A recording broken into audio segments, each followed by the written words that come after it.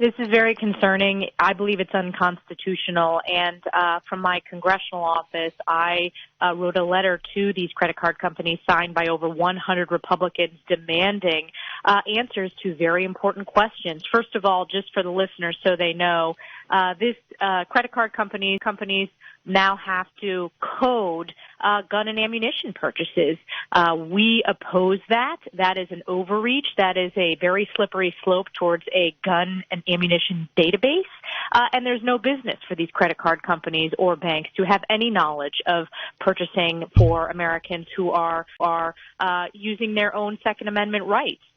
So it is very concerning, and it's going to put small businesses and retailers in my district. When I think about the firearm retailers across my district, these are small businesses. It's yet another infringement on their ability to do businesses. What do I see every single day in my district? Because of the crime wave in New York State, gun and ammunition purchases are up because people feel less safe in their home, whether they're in urban settings or in rural settings.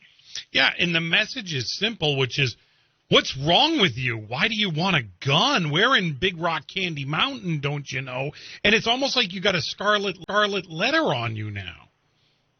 Well, not in my district. We are proud gun owners in my district, including my household, and it's not a partisan issue in my district. Republicans, Democrats, Independents, they support our Second Amendment rights. They know that the law that Kathy Hochul just put into place in the dark of night that Albany Democrats passed is unconstitutional, and it's really an attack on our values and our founding principles.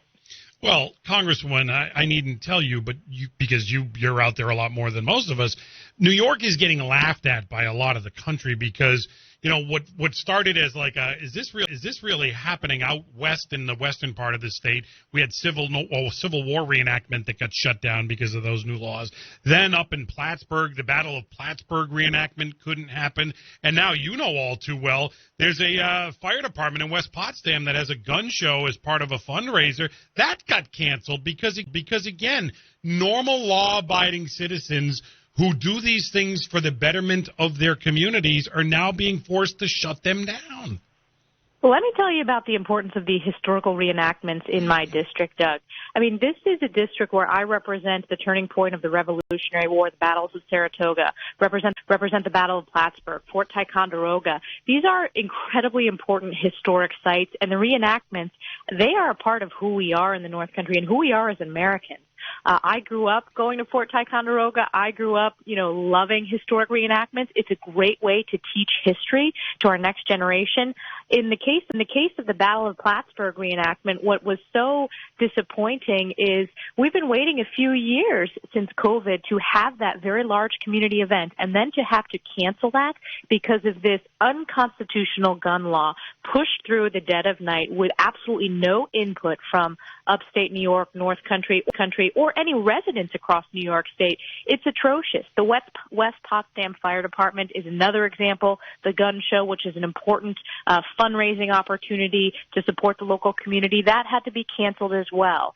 What was interesting is if you go back to look at the debate on the state Senate floor, this was legislation that was obviously very far left and unconstitutional. It was introduced by a Democrat from downstate, and our upstate state senator, Dan Steck, who represents a portion of the Adirondack Park, he actually asked him and said, this is going to be a real problem for the park being designated as basically a gun ban zone. And the New York City Democrat acknowledged that that was the case. That's how little they understand the rest of New York State. That's how little they understand the Constitution. I was proud that the state senators and assembly members in my district stood up and voted no on that law, but it's a front page story above the fold, Doug. People are paying attention to this issue, and it's one of the reasons why we're going to have a very big Republican year all throughout upstate New York and the state, I believe. I'll put it this way, Congresswoman. Recidivist thieves here in New York don't fear those new laws, but Revolutionary War reenactors do. If people don't see how screwed up that is, then I don't know what to tell you. Yeah, well, you're exactly right. Again, we have a crime wave in New York, and over again, we see Democrats prioritizing the criminals rather than the law-abiding citizens. We know the criminals are not going to abide by these laws, and the people who it's hurting are the law-abiding citizens across the state. We haven't talked since this came up, but we got a recommendation now from a farm bureau to lower the farm threshold from 60 hours, OT farm threshold from 60 to 40. Everyone upstate is saying this is a big mistake, and yet they did it anyway, and they're moving forward with this. This would really hurt your district and your constituency. It would very much hurt my district, but it also hurts New York State. You know, New York State is an agriculture powerhouse. I know sometimes maybe people don't think that from other parts of the country, but if you look at the agricultural production, whether it's dairy, whether it's specialty crops, whether it's apples, maple, the list goes on, we are a powerhouse. This puts us at a significant disadvantage with states like Vermont, states like Pennsylvania. And the reality is, Doug, every farmer will tell you, and every common sense person understands that you don't milk the cows on a 40-hour work week. You don't pick the apples on a 40-hour work week. It's when they are ripe and ready to go. Dairy barns, I mean, that is a 24/7 job to make sure those cows are milked 2, sometimes 3 times a day. And this law, again, was sponsored by a downstate Democrat who has absolutely no representation of an agricultural district.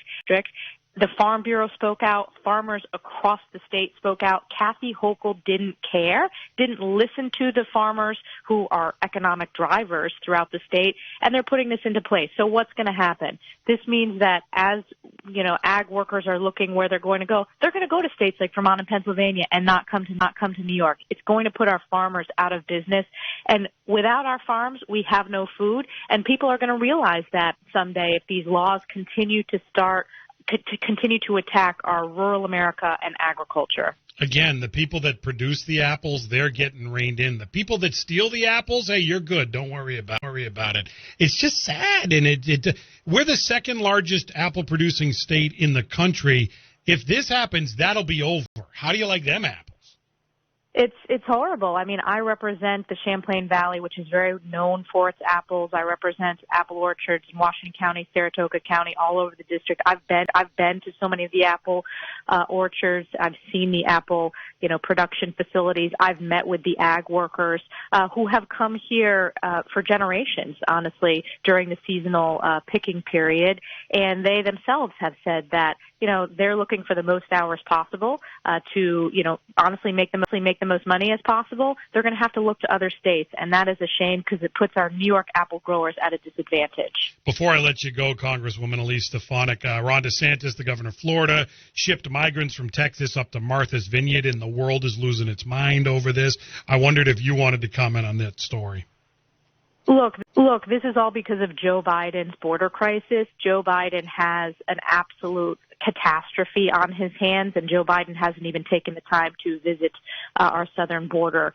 I have gone down to the southern border. I've seen it with my own eyes. You have thousands of illegals pouring over the border, and this is, only in a few short years after we had the most secure southern border in our nation's history with the very effective President Trump's border policies.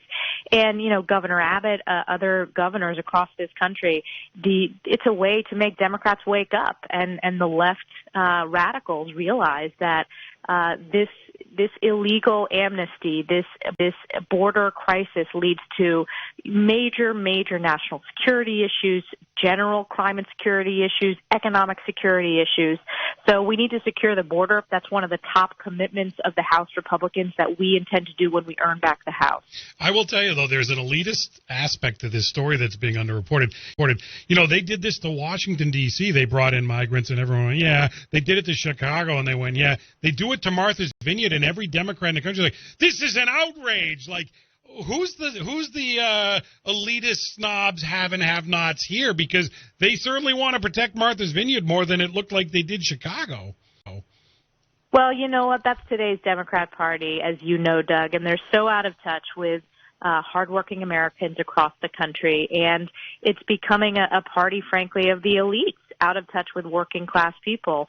So, frankly, it further highlights the border crisis. The numbers have been the worst 2 years in our nation's history, with the millions of illegals who have poured across our nation's southern border. And it has an impact everywhere. Even though I represent a northern border district and many of our issues are different on the northern border, I have Border Patrol officers who've been transferred over and over and over again to the southern border. So every district is impacted across the country. The amount of drugs coming in across the southern border, we see upticks in fentanyl overdoses. I just had a briefing with the Washington County Sheriff's Office on the significant uptick we're seeing.